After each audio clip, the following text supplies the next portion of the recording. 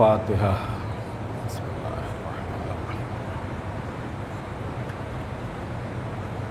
مالک یوم الدین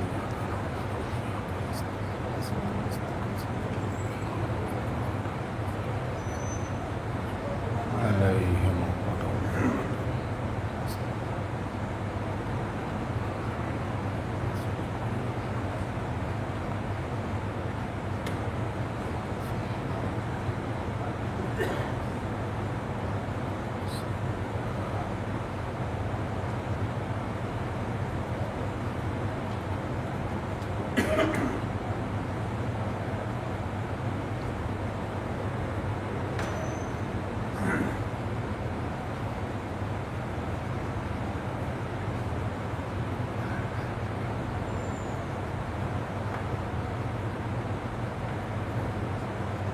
لا حول ولا قوة إلا بالله العلي العظيم۔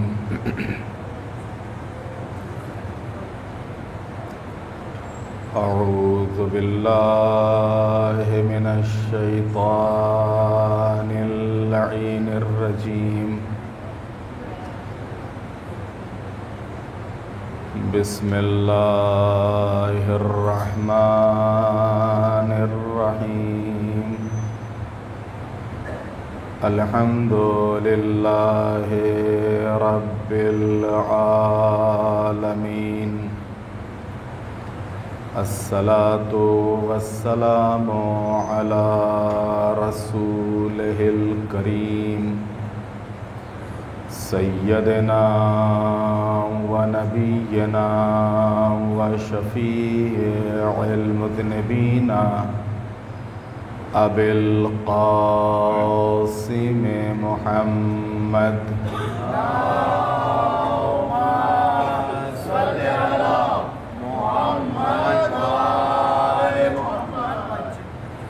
وآله الطيبين الطاهرين المعصومين المظلومين،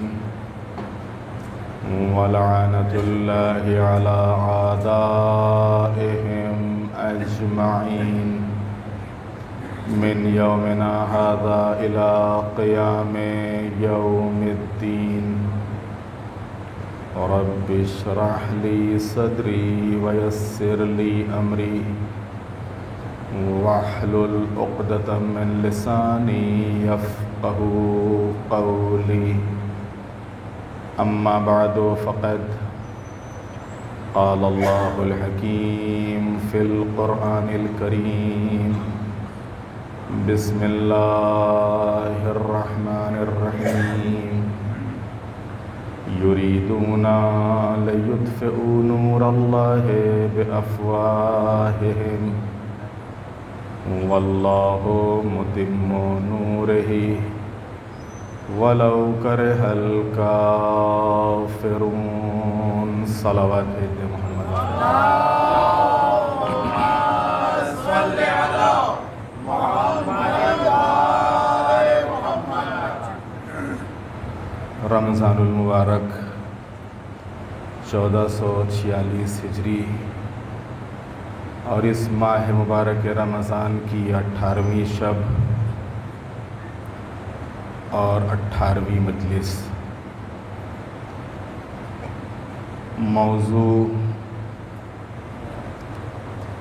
اہل بیت علیہم السلام، عرش نشین ہستیاں فرش زمین پر۔ اور اس موضوع کے تحت آج محبت اہل بیت کے عنوان سے کچھ باتیں پیش کرنی ہیں۔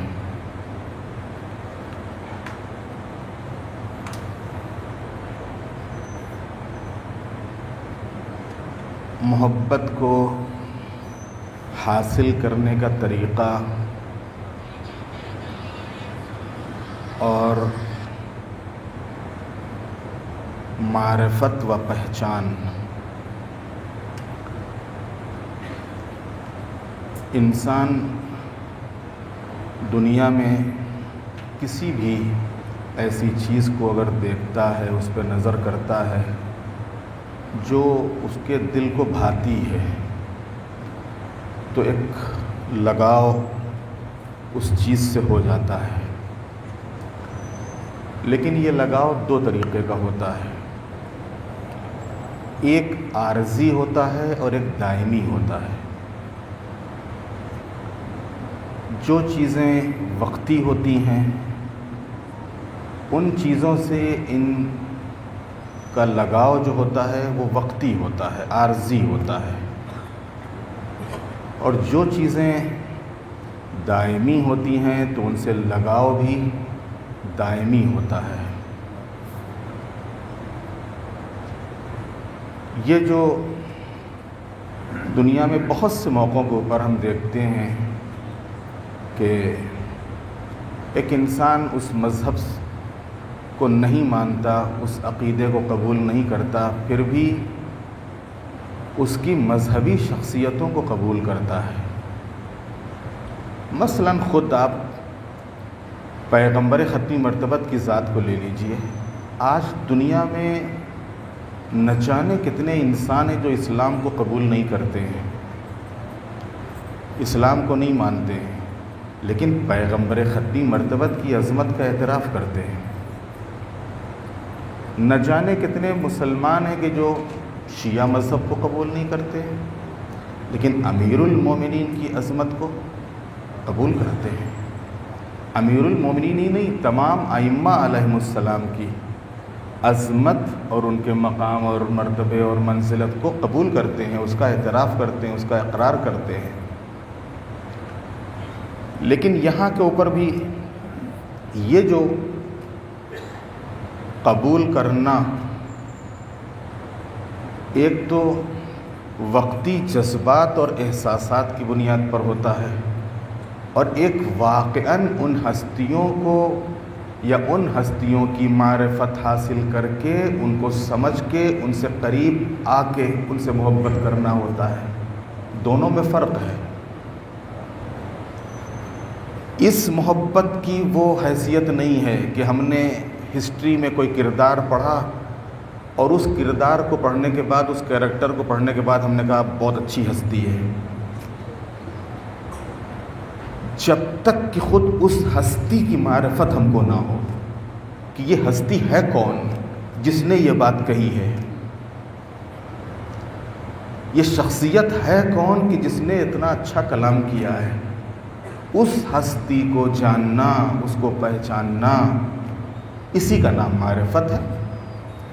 جتنی زیادہ معرفت بڑھتی جائے گی اتنا ہی محبت میں اضافہ ہوتا چلا جائے گا،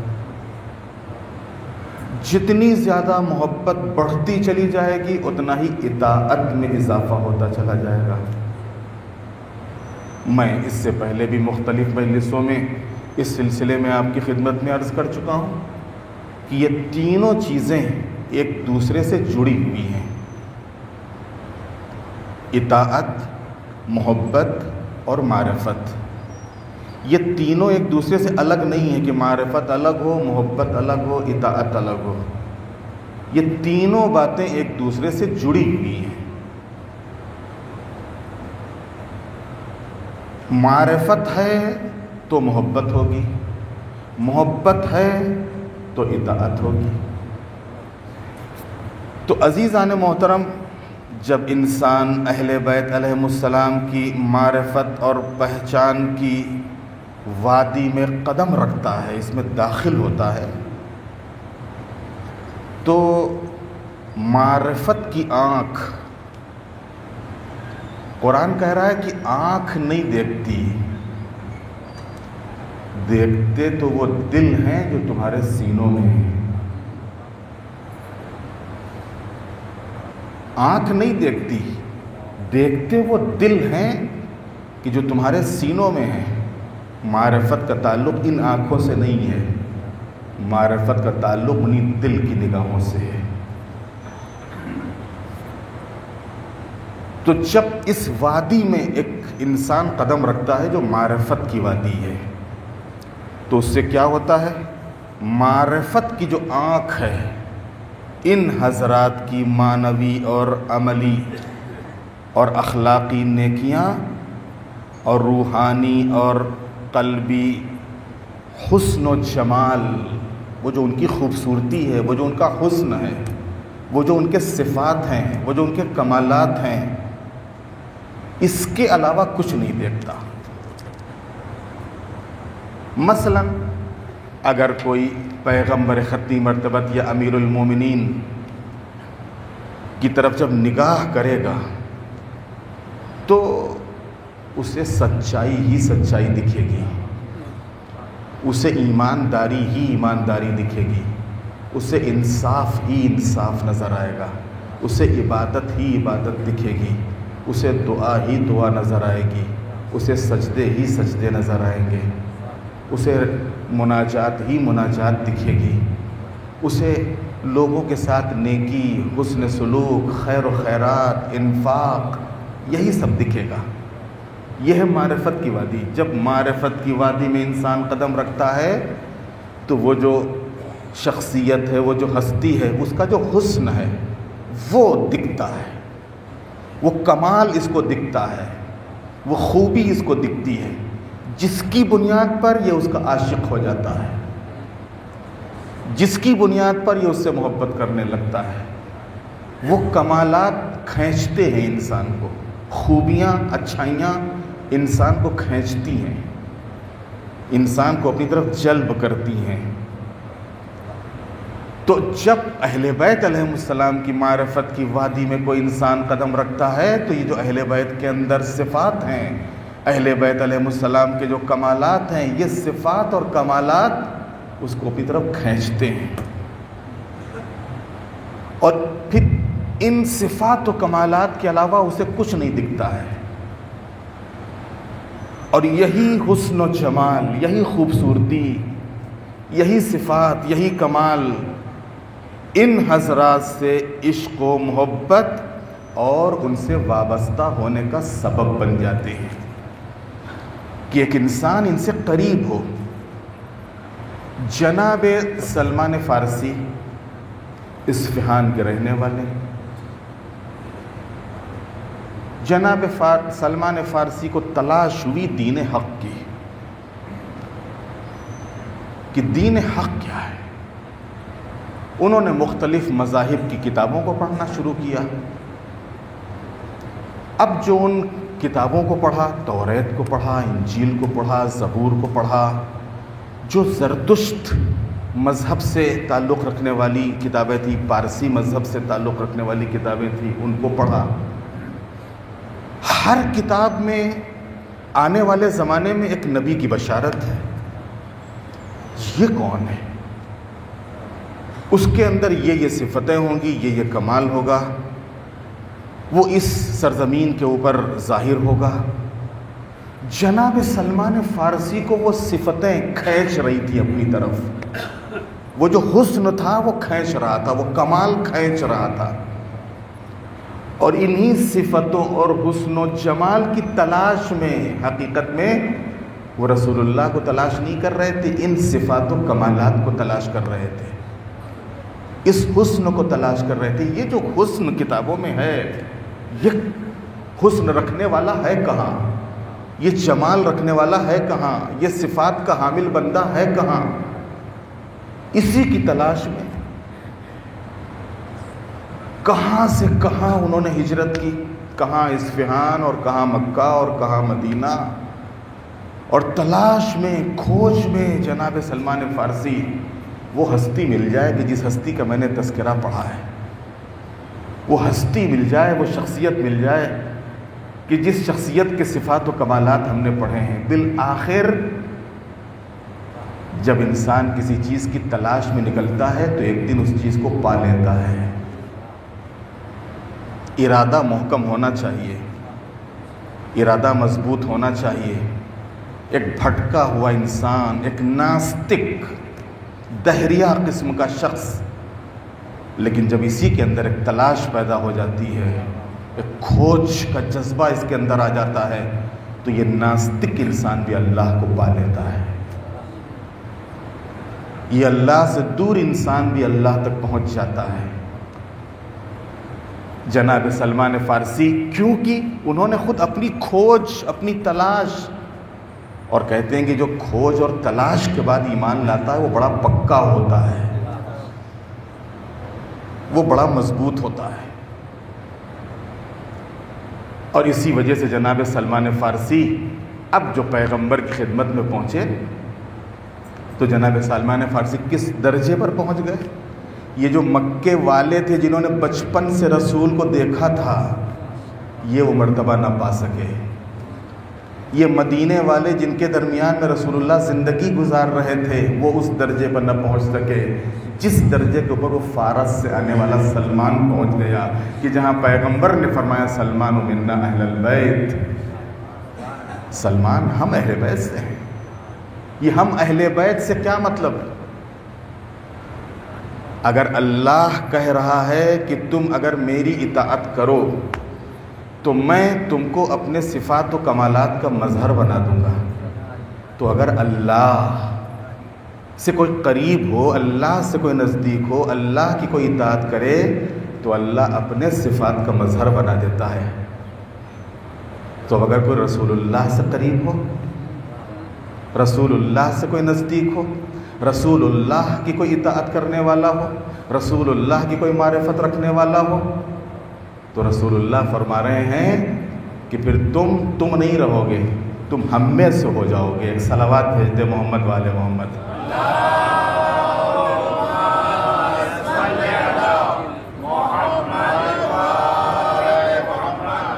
اور یہی وہ محبت ہے، یہی وہ معرفت ہے کہ جس کو اجر رسالت کے طور پر رکھا گیا ہے۔ یہی محبت تھی، اجر رسالت۔ پروردگار عالم نے آیہ مودت میں اجر رسالت اور پیغمبر کی اجرت کو نماز اور روزے کی کثرت، مسلسل حج، خمس و زکوٰۃ اور جہاد کو قرار نہیں دیا کہ اگر تم واقعاً تمہارے اندر احساس ہے تو میں تم سے کوئی سوال نہیں کرتا مگر یہ کہ تم نماز پڑھو، یہ تو نہیں کہا۔ اگر تم کو ہماری زحمتوں کا احساس ہے تو روزہ رکھو، اگر تم کو ہماری زحمتوں کا احساس ہے اور تم اجر رسالت ادا کرنا چاہتے ہو تو ماہ مبارک رمضان میں روزہ رکھو، یا حج کو جاؤ، یا جہاد کرو۔ اجر رسالت کے طور پہ ان چیزوں کو نہیں رکھا گیا کہ تم نماز پڑھو، روزہ رکھو، حج کو جاؤ اور باقی دوسری عبادات بجا لاؤ، بلکہ مودت کو اجر رسالت کے طور پر پیش کیا گیا، محبت کو اجر رسالت کے طور پر پیش کیا گیا، تاکہ اس حقیقت کو واضح کر دے کہ اہل بیت علیہم السلام کی محبت اور ان کی تعلیمات کو اپنانا تمام حقائق سے بالا تر ہے۔ اور اگر انسان اس حقیقت تک پہنچ گیا، کون سی حقیقت؟ معرفت اہل بیت، معرفت اہل بیت، تو جب وہ معرفت کے درجے میں قدم رکھے گا تو نماز تو خود بخود پڑھے گا، روزہ تو خود بخود رکھے گا، حج تو وہ خود بخود بجا لائے گا، نیکیاں تو خود بخود انجام دے گا۔ یہ اس محبت کا اور اس معرفت کا لازمہ ہے، یہ ساری عبادتیں اس محبت کا لازمہ ہیں، لازم اور ملزوم ایک دوسرے سے جڑی ہوئی ہیں۔ محبت ان اعمال سے الگ نہیں ہے، یہ اعمال اس محبت سے الگ نہیں ہے۔ اسی کو کہا گیا ہے دوسرے لفظوں میں ایمان اور عمل۔ عمل ایمان کے بغیر نہیں ہے اور ایمان عمل کے بغیر نہیں ہے۔ ایمان ہے تو عمل ہوگا، عمل ہے تو ایمان ہوگا، نہ تو ایمان بغیر عمل کے قبول ہے، نہ عمل بغیر ایمان کے قبول ہے۔ ایک صلوات بھیج دے محمد والے محمد پر۔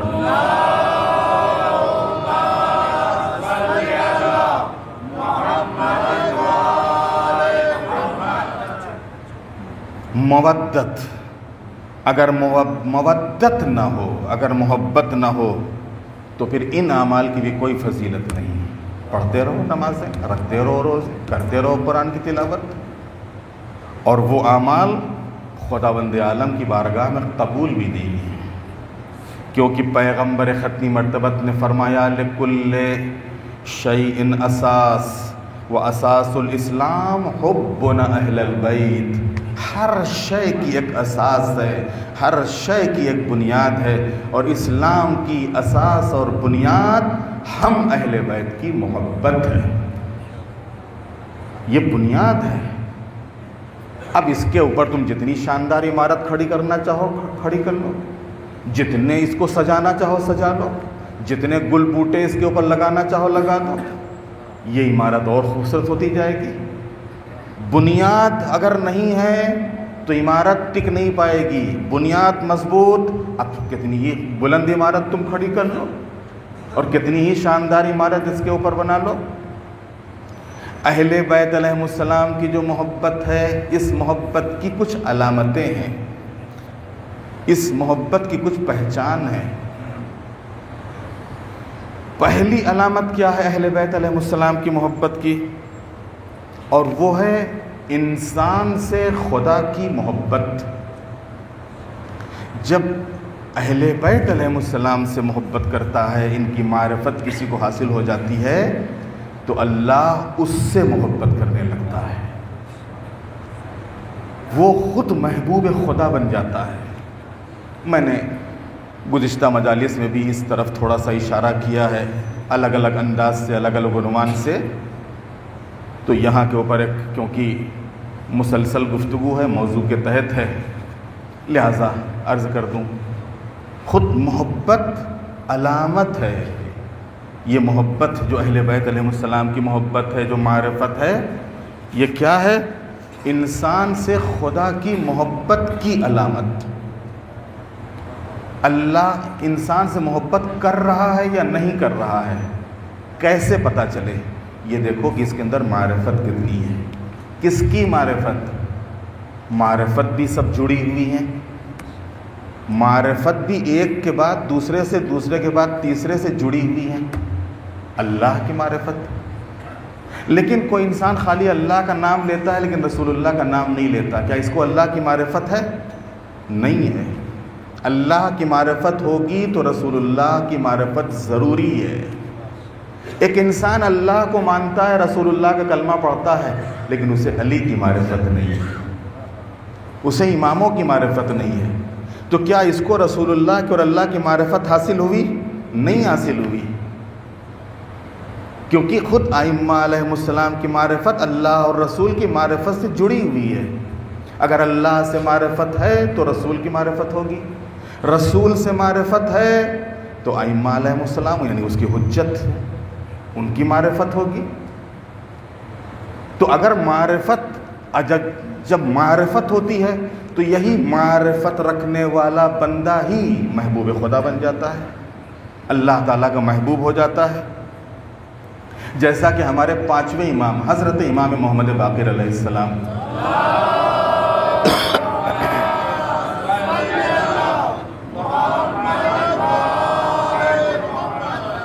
ارشاد فرماتے، انی لعالم ان ھذا الحب الذی تحبون لیس بشیء صنعتموہ، میں جانتا ہوں کہ جس محبت کے ذریعے تم ہم اہل بیت سے محبت رکھتے ہو، یہ کوئی ایسی چیز نہیں ہے کہ جس کو تم نے خود حاصل کیا ہو۔ توجہ کیجیے گا، یہ اہل بیت کی محبت ایک اللہ کی طرف سے تحفہ ہے، ایک گفٹ ہے، ایک انعام ہے، ایک توفیق ہے۔ اہل بیت علیہ السلام کی محبت ایسی چیز نہیں جس کو تم نے خود حاصل کیا ہو، بلکہ ایک ایسی حقیقت ہے، وَلَٰكِنَّ اللَّهَ صَنَعَهُ، ایک ایسی حقیقت ہے جس کو اللہ نے تمہیں عطا کیا ہے، اللہ نے تمہیں عطا کیا ہے۔ دیکھیے، تحفے کا بہرحال ایک انداز ہوتا ہے، تحفے کا ایک طریقہ ہوتا ہے۔ تحفہ ہمیشہ دوستوں کو دیا جاتا ہے۔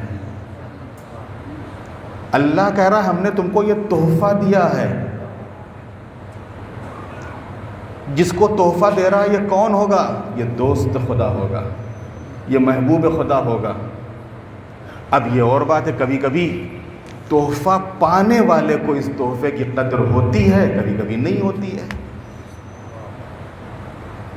اب یہ تو ہم کو دیکھنا ہے کہ ہم نے کتنی قدر کی اس تحفے کی کہ جو اللہ نے یہ انعام ہم کو دیا ہے، یہ تحفہ ہم کو دیا ہے، یہ گفٹ ہم کو عطا کیا ہے اہل بیت عصمت و طہارت کی محبت کا، ہم نے اس کی کتنی قدر کی، ہم نے اس کو کتنا سنبھال کے رکھا، اس اہل بیت علیہ السلام کی محبت کو۔ تو محبت خود پہلی علامت کیا ہے؟ محبوب خدا ہونا۔ جب اہل بیت علیہ السلام سے محبت کرتا ہے، ان کی معرفت حاصل کرتا ہے، تو اس معرفت اور محبت کی بنیاد پر بندہ محبوب خدا ہو جاتا ہے۔ دوسری علامت ولادت کی طہارت، جس کا مختصر سا تذکرہ کل کی مجلس میں آپ کی خدمت میں بھی ہوا تھا۔ یہ دوسری علامت، دوسری پہچان ہے اہل بیت کی محبت کی۔ روایات کی بنا پر اہل بیت علیہ السلام کی محبت انسان کی ولادت کی طہارت پر گواہ ہے کہ اس کی ولادت پاک ہے۔ امیر المومنین فرماتے ہیں کہ پیغمبر نے جناب ابو ذر سے فرمایا، یا ابا ذر، من احبنا اہل البیت فلیحمد اللہ علی اول النعم۔ اے ابو ذر، جو شخص ہم اہل بیت کو دوست رکھتا ہو اسے چاہیے کہ خدا کی سب سے پہلی نعمت پر وہ شکر ادا کرے، اس کی حمد و ثنا کرے، اس کی تعریف کرے۔ ابو ذر نے کہا کہ یا رسول اللہ، وما اول النعم، وہ پہلی نعمت کیا ہے کہ جس پر اس کی حمد و ثنا کی جائے؟ قال طیب الولادت، ولادت کا پاک ہونا۔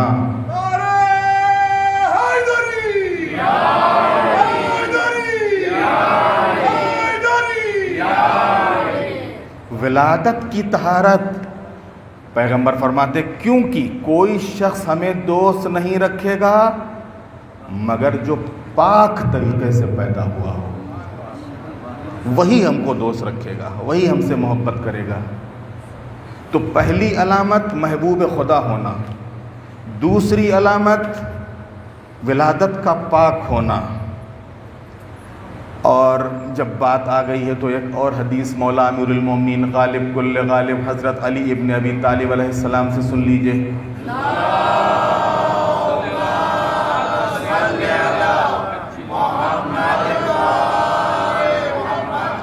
کہ جب یہی محبت مومن کے دل میں جگہ کرتی ہے، مومن کے دل میں آتی ہے، جہاں یہ محبوب خدا ہونے کی علامت ہے، جہاں پاک دنیا میں آنے کی علامت ہے، امیر المومنین اسی وجہ سے امیر المومنین نے فرمایا کہ اگر میں اپنی تلوار سے مومن کی ناک پر ضرب لگاؤں کہ وہ مجھ سے بغض کرنے لگے تو بھی وہ ہرگز نہیں کر سکتا، وہ مجھ سے بغض نہیں رکھے گا، وہ ہم سے دشمنی نہیں کرے گا۔ کون؟ مومن، چاہے اس کو میں ماروں، چاہے اس کو میں کاٹوں، اس کاٹنے اور مارنے اور ناک پر ضرب لگانے کے باوجود اس سے کہوں مجھ سے دشمنی کر، پھر بھی وہ مجھ سے دشمنی نہیں کر سکتا، وہ بغض نہیں رکھ سکتا۔ اور اگر میں منافق کو دنیا کی تمام چیزیں بھی دے کے یہ سوال کروں کہ وہ مجھ سے محبت کرنے لگے تو وہ محبت نہیں کر سکتا۔ پوری دنیا اس کو دے دی جائے کہ تو علی سے محبت کر، پھر بھی وہ مجھ سے محبت نہیں کر سکتا، اس لیے کہ اللہ تعالیٰ نے ایسا فیصلہ کر دیا ہے، جیسا کہ نبی امی کی زبان پر جاری ہوا، اے علی، مومن کبھی تم سے بغض نہیں رکھ سکتا اور منافق کبھی تم سے محبت نہیں کر سکتا ہے۔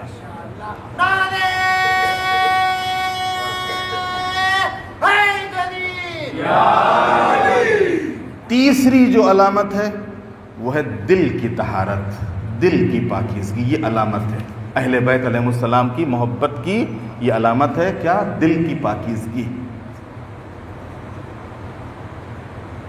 دل ایک ظرف کی حیثیت رکھتا ہے انسان کے اندر. یہ دل جو ہے یہ ظرف ہے، جیسے ایک برتن ہوتا ہے، جیسا ظرف ہوتا ہے، جیسا برتن ہوتا ہے، اس لحاظ سے اس کے اندر چیزیں سماتی ہیں، اس لحاظ سے اس کے اندر چیزیں آتی ہیں. اب ظاہر سی بات ہے کہ ظرف کے اندر وہ صلاحیت و لیاقت ہے ہی نہیں جو سامان آپ اس کے اندر رکھنا چاہتے ہو، تو کہاں سے اس کے اندر آ جائے گا؟ اگر ظرف کے اندر صلاحیت ہے، لیاقت ہے، تبھی وہ سامان آپ اس کے اندر رکھ سکتے ہو. آپ زبردستی اس کے اندر ٹھوسنا چاہو تو زبردستی ٹھوسنے سے وہ سامان اس کے اندر نہیں آئے گا. یہ سامان خراب ہو جائے گا، یہ بیکار ہو جائے گا، یہ اپنی اصلی حالت پر نہیں رہے گا. تو یہ دل بھی ایک طریقے سے ظرف ہیں، اور جس کا جیسا ظرف ویسا قبول کرنے کی اس کے اندر صلاحیت ہوتی ہے. حضرات اہل بیت علیہم السلام کا عشق اور اس خاندان عصمت و طہارت سے محبت دل کی پاکیزگی کی نشانی اور علامت ہے. ہمارے چھٹے امام حضرت امام جعفر صادق علیہ السلام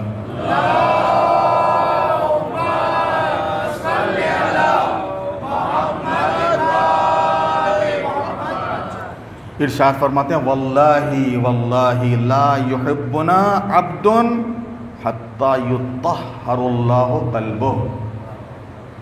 خدا کی قسم کوئی بھی انسان ہمیں دوست نہیں رکھے گا مگر وہ کہ جس کے دل کو اللہ نے پاک کر دیا ہو. عزیزان محترم، اب یہاں کے اوپر رک کر چند جملے آپ کی خدمت میں عرض کرنا چاہوں گا. دل کی طہارت کا مطلب کیا ہے؟ دل کی پاکیزگی کا مطلب کیا ہے؟ دیکھیے حدیث ہے کہ ایک دل میں دو محبتیں نہیں رہتی. انسان دعویٰ کر رہا ہو کہ ہم اللہ کو بھی محبت کرتے ہیں، دنیا سے بھی محبت کرتے ہیں، ہو ہی نہیں سکتا. یا اللہ کا سے محبت کرنے والا ہوگا یا دنیا سے محبت کرنے والا ہوگا. دونوں محبتیں ایک ساتھ دل میں نہیں آ سکتی. ہو سکتا ہے کہ ہمارے بچوں نوجوانوں کے ذہن میں سوال آئے پھر یہ جب دنیا میں رہ رہے ہیں، والدین ہیں، عزیز ہیں، قربا ہیں، مال ہے، دولت ہے، روزگار ہے، کاروبار ہے، ہر انسان کو ان چیزوں سے لگاؤ ہوتا ہے اور اس کے بعد عبادت بھی کرتا ہے، اللہ سے دعا بھی کرتا ہے، مناجات بھی کرتا ہے. پھر آپ کہہ رہے ہیں کہ دونوں چیزیں ایک دل میں رہ نہیں سکتی. اگر آپ کو یاد ہو تو میں نے ابھی انہی مجلسوں میں آپ کی خدمت میں عرض کیا تھا کہ دیکھیے یہ ساری چیزیں جو کچھ بھی دنیا میں ہیں اور جو کچھ بھی اللہ نے ہمارے اختیار میں دیا ہے، اس کے اوپر ہم الہی رنگ چڑھا سکتے ہیں. یہ ساری چیزیں اللہ کے رنگ میں رنگی جا سکتی ہیں. ان چیزوں کے اوپر ہم اللہ کا رنگ چڑھا سکتے ہیں. کیسے؟ دونوں چیزیں، دونوں محبتیں ایک دل میں نہیں آ سکتی. یا اللہ کی محبت ہوگی یا دنیا کی محبت ہوگی. جب دنیا میں ہیں تو دنیا سے متعلق چیزوں سے ہم کیسے بیزار ہو جائیں گے اور کیسے ان سے الگ ہو جائیں گے؟ ان سب چیزوں کی تو ہم کو ہر روز ضرورت پڑتی ہے. ہاں ضرورت پڑتی ہے، لیکن ان تمام چیزوں کے اوپر آپ الہی رنگ چڑھا دیجئے. وہ کیسے؟ ہم والدین سے محبت کر رہے ہیں اس لیے کہ اللہ خود محبت کرتا ہے والدین سے محبت کرنے والوں سے. ہم بچوں کی تربیت کر رہے ہیں کیونکہ اللہ محبت کرتا ہے بچوں کی صحیح اور اچھی تربیت کرنے والوں سے. ہم پڑوسیوں کا خیال رکھ رہے ہیں کیونکہ اللہ محبت کرتا ہے پڑوسیوں کا خیال رکھنے والوں سے. کیونکہ ہم رزق حلال کما رہے ہیں کیونکہ اللہ رزق حلال کمانے والوں کو دوست رکھتا ہے. اس کو جہاد قرار دیا ہے. رزق حلال کمانے کو اللہ نے جہاد کا مرتبہ دیا ہے.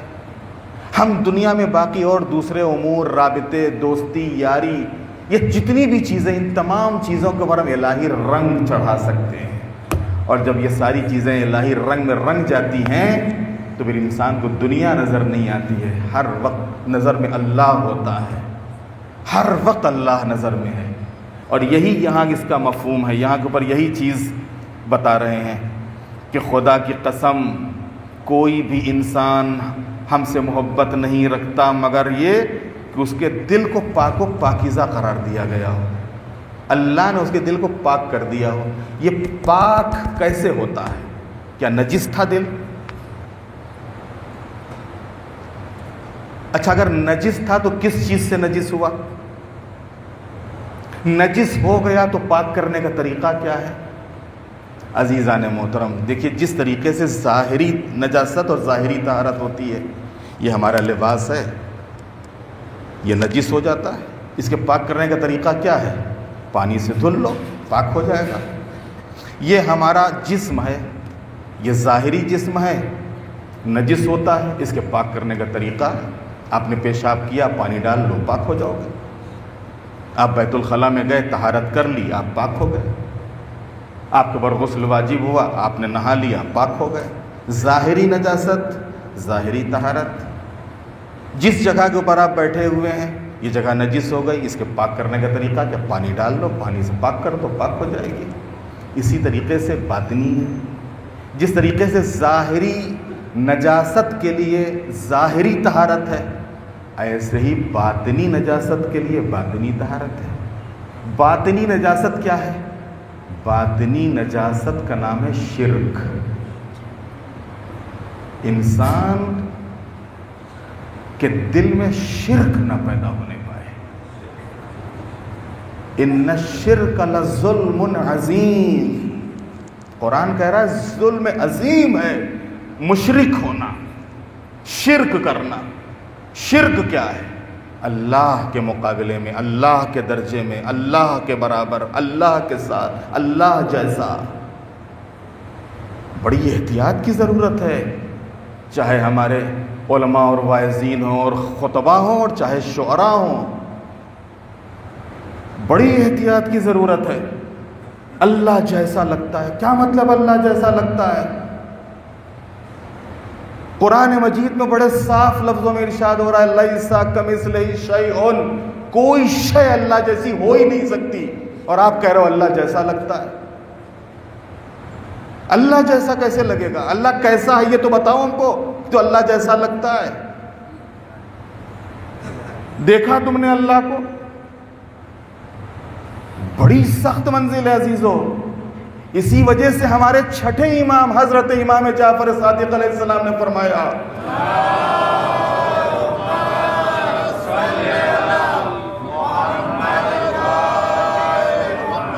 کہ میں دیکھ رہا ہوں کہ ہمارے شیعوں کے اندر، ہمارے محبوں کے اندر شرک چیونٹی کی چال کی طریقے سے چل رہا ہے۔ آہستہ آہستہ آہستہ آہستہ شرک ان کے اندر سما رہا ہے۔ جیسے چیونٹی نہیں آہستہ آہستہ آہستہ آہستہ چلتی، بعد میں کیا کر دیتی ہے؟ کھوکھلا کر دیتی ہے، کھوکھلا کر دیتی ہے۔ ایسے ہی اگر ہم نے دین کو نہیں سمجھا، صحیح عقائد کی تعلیم نہیں لی، تو ہم کہتے رہیں گے ایمان ایمان، لیکن ہمارا ایمان کھوکھلا ہو جائے گا۔ شرک، یہ شرک دل کو نجس کر دیتا ہے، روح کو نجس کر دیتا ہے۔ اسی طریقے سے کفر، اللہ کا انکار، رسول اللہ کا انکار، خود مسلمات جو ہیں دین کے ان کا انکار، چاہے وہ امامت ہو، قیامت ہو، عدالت ہو، باقی اور ساری چیزیں۔ ایک تو کفر اس معنی میں ہے کہ جہاں کے اوپر مومن اور کافر ہے، اور ایک کفر وہ ہے کہ جہاں کے اوپر ہو سکتا ہے کہ ہم آپ بھی شاید کہیں نہ کہیں اس کا شکار ہو رہے ہوں، اور کہیں نہ کہیں سے انکار کر کے ہم اس منزل میں آ رہے ہوں۔ مثلا مسلمات، ایک انسان خمس نہیں نکالتا، نہ نکالے، لیکن ایک انسان کہتا ہے ہم خمس کو مانتے ہی نہیں۔ آپ کیا کہو گے؟ جا کے پوچھو مسئلہ۔ ایک انسان زکوٰۃ نہیں دیتا ہے، نہ دو بھائی، لیکن ایک انسان کہہ رہا ہے کہ ہم زکوٰۃ کو مانتے ہی نہیں۔ ایک انسان نماز نہیں پڑھتا ہے، نہ پڑھے، اس کے اور اللہ کے درمیان معاملہ ہے، لیکن ایک انسان کہتا ہے ہم نماز کو مانتے ہی نہیں۔ نماز کیا ہوتی ہے؟ یہ مسلمات کا انکار ہے، خود جو دین کے شریعت کے مسلمات ہیں اس کا انکار ہے۔ یہ روح کی خرابی کی بنیاد پہ پیدا ہوتا ہے، دل کی نجاست کی بنیاد پر یہ چیزیں پیدا ہوتی ہیں۔ اسی طریقے سے اللہ کو بھی مان رہا ہے، اللہ کے ساتھ ساتھ باقی دوسروں سے بھی، نہیں کافروں اور مشرکوں سے بھی راز و نیاز کر رہا ہے، ان کے درمیان جاتا ہے تو ان کی جیسی باتیں کرتا ہے، یہاں آتا ہے یہاں جیسی بات کرتا ہے۔ اسی کو قرآن نے نفاق کہا ہے، منافق۔ یہ بھی ایک روحانی بیماری ہے جو دل کو، یہ ایمان کو کھوکھلا کر دیتی ہے، خراب کر دیتی ہے۔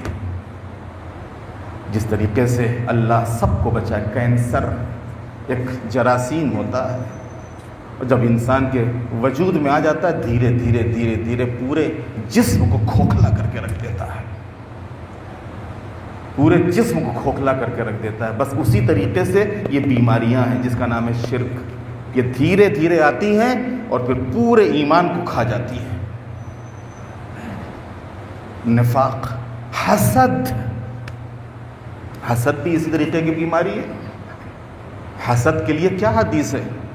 حسد ایمان کو ایسے ہی کھا جاتا ہے جیسے آگ سوکھی لکڑی کو، ایمان کو کھا جاتا ہے حسد۔ اور اب ظاہر سی بات ہے کہ یہ تو ایک مومن اگر دوسرے مومن سے حسد کرے تو وہاں کے اوپر ایمان نہیں رہتا۔ اب اگر کوئی امیر المومنین سے حسد کرے تو وہ کہاں مومن رہے گا؟ اگر کوئی ان ہستیوں سے حسد کرے کہ جو ایمان کی آخری منزل کے اوپر تو اس کا ایمان کہاں ہوگا؟ وہ یقیناً وہ نفاق ہی کی منزل میں ہوگا، وہ حسد ہی کی منزل میں ہوگا، اور یہ حسد اس کے تمام ایمان کو خراب کر چکا ہوگا۔ تو اگر یہ خدا نخواستہ ہمارے یہاں بیماریاں ہیں تو پہلے چاہیے کہ ان کو ہم دھیرے دھیرے الگ کریں، ان تمام چیزوں کو صرف اپنے دل کو پاک کریں۔ جب دل پاک ہوگا تو اہل بیت کی محبت اس میں جگہ بنائے گی، اس لیے کہ اہل بیت ہیں پاک، اور یہ ہمیشہ پاک جگہ پر آتے ہیں، یہ پاک دلوں میں آتے ہیں۔ پاک دل ہوگا تو اہل بیت کی طرف خود دل کھنچے گا، اور اہل بیت اس دل کی طرف، ان کی محبت اس دل کی طرف کھنچے گی۔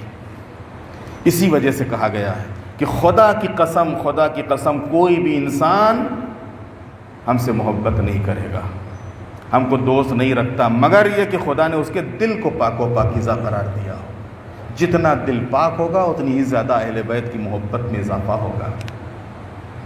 یہ جتنے بھی اولیاء الہی اور خاصان خدا، میں نے ایک مثال جناب سلمان فارسی کی دی ہے، جتنے چاہے وہ پیغمبر خطی مرتبت کے مخصوص صحاب ہوں، سلمان اور ابو ذر جیسے، یا امیر المومنین کے مخصوص صحاب ہوں، جناب مالک اشتر اور میسم جیسے، اور چاہے باقی دوسرے ائمہ علیہ السلام کے مخصوص صحاب ہوں، ان کی زندگیوں کے اوپر اگر آپ نظر کریں گے تو جو چیز سب سے اہم نظر آئے گی وہ یہی ہے کہ ان کے دل پاک تھے، جس کی بنیاد پر انہوں نے اپنے کو اہل بیت سے قریب کیا تھا، اور ہر وقت بس یہی ہستیاں ان کی نظروں میں تھیں۔ ہر وقت کربلا میں کیا وجہ تھی کہ ہر وقت نظر امام حسین کے اوپر لگی ہوئی ہے؟ امام کیا کہتے ہیں، امام کا کیا حکم ہے، امام کیا فرماتے ہیں؟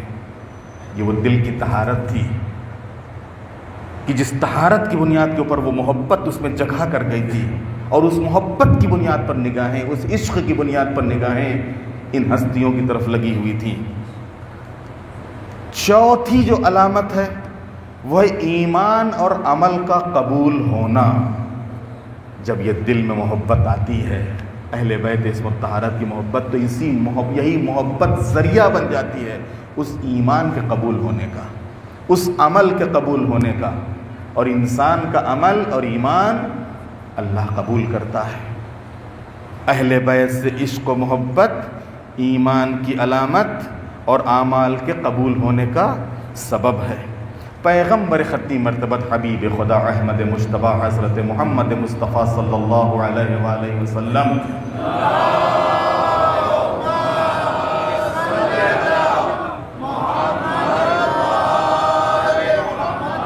فرماتے ہیں کہ آحدنی ربی، میرے پروردگار نے مجھ سے وعدہ کیا ہے۔ کاہے کا وعدہ؟ ان لا يقبل ایمان عبد الا بمحبت اہل بیتی، کہ کسی بھی بندے کا ایمان قبول نہیں کروں گا مگر یہ کہ وہ میرے اہل بیت سے محبت رکھتا ہو۔ ایمان اسی کا قبول ہوگا جو اہل بیت کا محب ہو، عمل اسی کا قبول ہوگا جو اہل بیت کا محب ہو۔ اسی طریقے سے ایک دوسری حدیث میں امیر المومنین نے فرمایا کہ اللہ پیغمبر اکرم نے عہد کیا ہے کہ مومن کے علاوہ کوئی محبت نہیں رکھے گا اور منافق کے علاوہ کوئی دشمنی نہیں رکھے گا اہل بیت عصمت و طہارت علیہ السلام سے۔ آخر میں انہی اہل بیت عصمت و طہارت علیہ السلام کی یہ جو محبت ہے، یہ جو عقیدت ہے، یہ جو 4 علامتیں آپ کی خدمت میں بیان ہوئی۔ پہلی علامت کیا تھی؟ اللہ کا محبوب ہونا۔ جب جو انسان اللہ کا محبوب ہوتا ہے، اللہ اس کو کیا کرتا ہے؟ اہل بیت کی محبت عطا کر دیتا ہے۔ یا دوسرے لفظوں میں کہوں، اہل بیت کی محبت جب دل میں آتی ہے تو یہ محبت اللہ کا محبوب بنا دیتی ہے۔ دوسرے ولادت کا پاک ہونا، تیسرے دل کی طہارت، دل کا طاہر ہونا، اور چوتھے ایمان اور اعمال کا قبول ہونا۔ ہمارے چوتھے امام حضرت امام زین العابدین علیہ السلام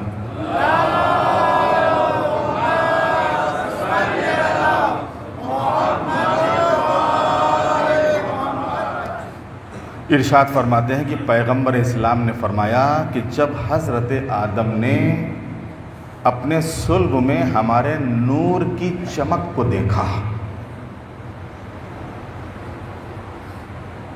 جب اس نور کی چمک کو انہوں نے دیکھا تو جسے عرش کی بلندی سے ان کے صلب میں منتقل کیا گیا تھا، تو سوال کیا، خدا بندہ یہ نور کیسا ہے؟ یا اللہ یہ نور کیسا ہے جو تو نے میرے اندر قرار دیا ہے؟ اس وقت آواز قدرت آئی، تم کو اسی نور کے سبب تو لائق سجدہ بنایا ہے، تم کو اسی نور کے سبب تو لائق سجدہ قرار دیا ہے کہ تم اس نور کے لیے ایک ظرف ہو، تم کو ظرف کے طور پہ رکھا ہے تاکہ اس نور کو تمہارے اندر رکھا جا سکے، تم اس نور کے لیے ایک ظرف کی طرح ہو۔ آدم نے عرض کی، خدایا کاش تو ان کو میرے لیے آشکار کرتا، ظاہر کرتا۔ تو اس وقت خطاب ہوا، آدم بالائے عرش نگاہ کرو۔ اب جو جناب آدم نے بالائے عرش نگاہ کی تو دیکھا 5 نور۔ پوچھا مالک یہ کون ہے؟ آواز قدرت آئی، آدم یہ میری اشرف و افضل مخلوق ہے جنہیں میں نے اپنے ناموں سے مشتق کیا ہے۔ اے آدم میں محمود ہوں، یہ محمد ہے، میں اعلیٰ ہوں، یہ علی ہے، میں فاطر ہوں، یہ فاطمہ ہے، میں قدیم الاحسان، میں محسن ہوں، یہ حسن ہے، میں قدیم الاحسان ہوں، یہ حسین ہے۔ یہ میری بہترین اور افضل ترین مخلوق ہیں، انہی کے ذریعے عطا کروں گا، انہی کی وجہ سے کسی کی گرفت کروں گا، انہی کی وجہ سے کسی کی گرفت کروں گا، اور انہی کی وجہ سے ثواب دوں گا، انہی کی وجہ سے عذاب کروں گا۔ آدم تم ان سے توسل کرو، اور جب تم پر کوئی مصیبت نازل ہو تو انہیں میری بارگاہ میں شفیع بناؤ، کیونکہ میں اپنے آپ کو اس بات کی قسم دے چکا ہوں کہ ان کا واسطہ دینے والے کسی امیدوار کی امید کو ناکام نہیں کروں گا، اسے نا امید نہیں کروں گا، اور ان کا واسطہ دینے والے کسی سائل کی دعا کو رد اور اس کے سائل کے سوال کو رد نہیں کروں گا۔ جب حضرت آدم سے ترک اولا سرزد ہوا تو اللہ تعالیٰ کا وہ ارشاد جناب آدم کو یاد آیا کہ جن کلمات کی جناب آدم کو تلقین کی گئی تھی، جن کے ذریعے سے جناب آدم کا امتحان لیا گیا تھا، انہی کلمات کے ذریعے سے جناب آدم نے اللہ کا واسطہ دیا، اور جب اللہ کو واسطہ دیا تو اللہ نے آدم کی توبہ کو قبول کیا۔ وہ کون ہستیاں تھیں، وہ کلمات کیا تھے؟ تو یہاں کے اوپر تمام مفسرین نے تحریر کیا کہ وہ کلمات محمد، علی، فاطمہ، حسن اور حسین علیہ السلام تھے۔ ایک صلوات بھیجیں۔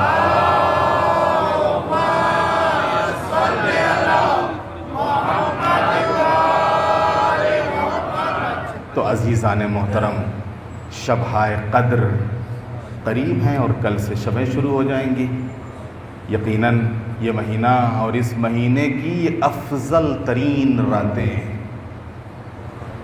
بہت ہی خاص راتیں ہیں شبہائے قدر، شب 19 رمضان، شب 21 رمضان، شب 23 رمضان، تینوں راتوں کی، تینوں شبوں کی الگ الگ خصوصیت ہے، تینوں شبوں کی الگ الگ فضیلت ہے۔ شب 19 اس سے زیادہ افضل، شب 21 اس سے زیادہ افضل، شب 23، اور تینوں راتیں ایک دوسرے سے جڑی ہوئی ہیں۔ یہ تینوں راتیں، شب 19، شب 21 اور شب 23، یہ راتیں دعا کی راتیں ہیں، یہ مناجات کی راتیں ہیں، یہ اعمال کی راتیں ہیں، یہ عبادات کی راتیں ہیں، یہ اپنا حساب کرنے کی راتیں ہیں، یہ اللہ سے آئندہ کے لیے وعدہ کرنے کی راتیں ہیں کہ ہم اللہ کی بارگاہ میں وعدہ کریں توبہ اور استغفار کر کے، اور انہی ہستیوں کے واسطے جن کا یہ ذکر ہو رہا ہے، انہی ہستیوں کے واسطے اور وسیلے سے اس مالک کی بارگاہ میں دعا کریں تاکہ اللہ ہمارے ان اعمال کو، ان دعاؤں کو، ان عبادات کو قبول کرے۔ اس لیے کہ ان کے واسطے سے جو دعا ہوتی ہے اللہ اسے رد نہیں کرتا ہے، کیونکہ یہ ہستیاں وہ ہستیاں ہیں کہ جنہوں نے اللہ کے لیے اپنے کو فنا کر دیا، مٹا دیا، ختم کر دیا، اور یہ الہی وعدہ ہے کہ جو اللہ کے لیے اپنے کو فنا کر دیتا ہے تو اللہ اس کو فنا نہیں ہونے دیتا ہے، اللہ اس کو مٹنے نہیں دیتا ہے، اللہ اس کو ختم نہیں ہونے دیتا ہے۔ آج 1400 سال گزرنے کے بعد بھی دشمنوں کی اتنی دشمنی کے باوجود آج اہل بیت عصمت طہارت کا نام کیوں بلند ہے؟ آج رسول اللہ کا نام کیوں بلند ہے؟ مولا علی کا نام کیوں بلند ہے؟ جناب زہرا کا نام کیوں بلند ہے؟ حضرات حسنین علیہ السلام کے نام کیوں بلند ہیں؟ اللہ کا وعدہ ہے، یہ نام ہمیشہ بلند رہیں گے۔ اور اگر واقعاً دیکھنا ہی ہے کہ کیسے انہوں نے اپنے کو فنا کیا ہے، آئیے کربلا کے میدان میں، آسان نہیں ہے۔ 3 دن کی بھوک اور پیاس میں لاشوں پر لاشیں اٹھانا، ماہ مبارک رمضان ہے، اللہ سب کو سلامت رکھے۔ کسی گھر میں ایک میت ہو جاتی ہے، جس گھر میں میت ہوئی ہے اس کے دل سے پوچھو کیا گزرتی ہے۔ اس روزے کے عالم میں وہ سارے مسائل، وہ ساری چیزیں، وہ غم، وہ فراق، وہ جدائی، جس کے اوپر مصیبت تھوڑی ہے اس سے پوچھو، جبکہ عزیز، اقربا، دوست، احباب سب موجود ہوتے، نہیں تم بیٹھو، تمہاری ضرورت نہیں ہے، ہم لوگ کر لیں گے، اور اس کو کچھ کرنے بھی نہیں دیتے ہیں، اس کو اپنی جگہ سے اٹھنے بھی نہیں دیتے ہیں، نہیں تم بیٹھو، تم بس یہیں پہ بیٹھو، اللہ اکبر۔ کوئی حسین کے دل سے پوچھے، حسین عاشور کے دن اپنی جگہ پر بیٹھ نہ سکے، اونو محمد کی شہادت کے بعد کوئی تو کہتا حسین تم بیٹھو، تمہارے بھانجے شہید ہوئے ہیں، تم کو ہم پرسہ دے رہے ہیں۔ کیسے بیٹھتے؟ ابھی بھانجے شہید ہوئے ہیں اور بھتیجا آواز دے رہا ہے چچا میری مدد کو آؤ۔ حسین کیسے بیٹھتے؟ ابھی بھتیجے کی پامال میت لے کے آئے ہیں اور بیٹا میدان سے آواز دے رہا ہے یا ابتا علیک من السلام، بابا آپ پر ہمارا آخری سلام ہو۔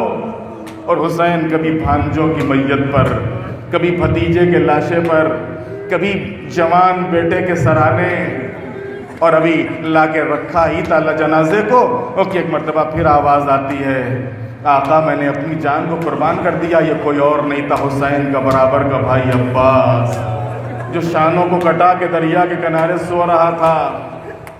عزاداروں، ہمیں کربلا میں نہیں ملا کہ کربلا کے میدان میں کسی بھی شہید نے آواز دی ہو اور حسین اس کے سرانے نہ پہنچے ہوں، اور حسین اس کے سرانے نہ پہنچے ہوں۔ اللہ اکبر، مصائب کی انتہا ہے انتہا۔ کہتے ہیں جب کوئی نہ رہا تو حسین 6 مہینے کے بچے کو لے کے میدان میں آ گئے۔ 6 مہینے کے بچے کو لے کے میدان میں آ گئے۔ ملونو، اگر تمہارے ذوم ناقص میں میری کوئی خطا ہے، اس بچے کا کیا قصور ہے، اس کی کیا غلطی ہے، اسے تو تھوڑا سا پانی دے دو۔ ظالموں پر کوئی اثر نہ ہوا، امام نے بچے کو زمین پر لٹا دیا۔ اللہ اکبر، 6 مہینے کا بچہ، وہ کربلا کی جلتی ہوئی زمین، دیکھا ظالموں پر کوئی اثر نہیں ہے۔ ایک مرتبہ امام نے بچے کو پھر اس جلتی ہوئی زمین سے اٹھایا، اپنے ہاتھوں پر بلند کیا۔ میرے لال، تو بھی تو حجت خدا کا بیٹا ہے، اپنی حجت کو تمام کر دے۔ وہ کہتے ہیں کہ فوج میں انقلاب کی کیفیت پیدا ہوئی، قریب تھا کہ ایک انقلاب آ جائے۔ بس جیسے ہی اس کیفیت کو دیکھا، عمر سعد نے ہرملہ کو حکم دیا، آئنا آئنا ہرملہ۔ ہرملہ کہاں ہے؟ حسین کے کلام کو قطع کر دے۔ کہتے ہیں کہ ہرملہ کے ترکش میں بہت سے تیر تھے، لیکن ایک تیر ایسا تھا کہ جس کے 3 شعبے تھے۔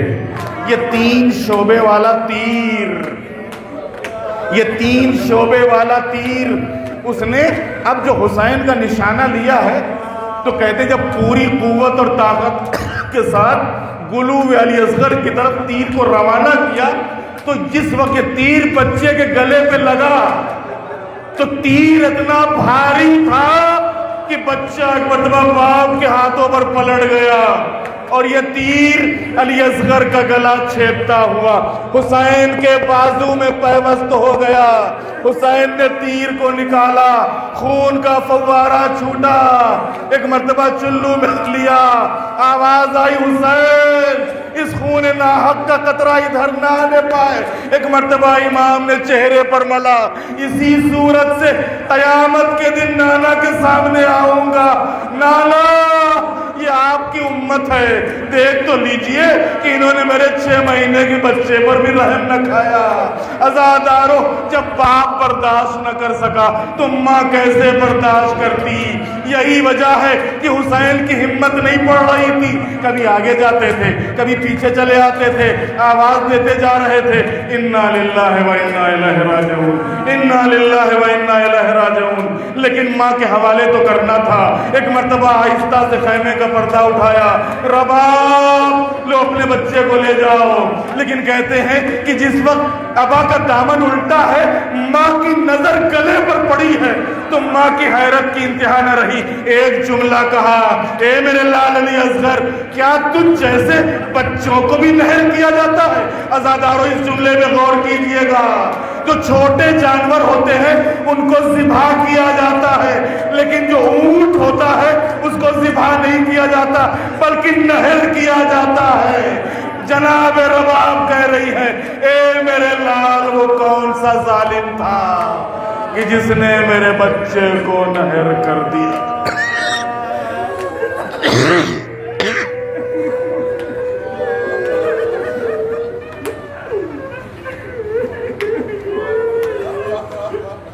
الا لعنت اللہ علی القوم الظالمین سیعلم الذین ظلموا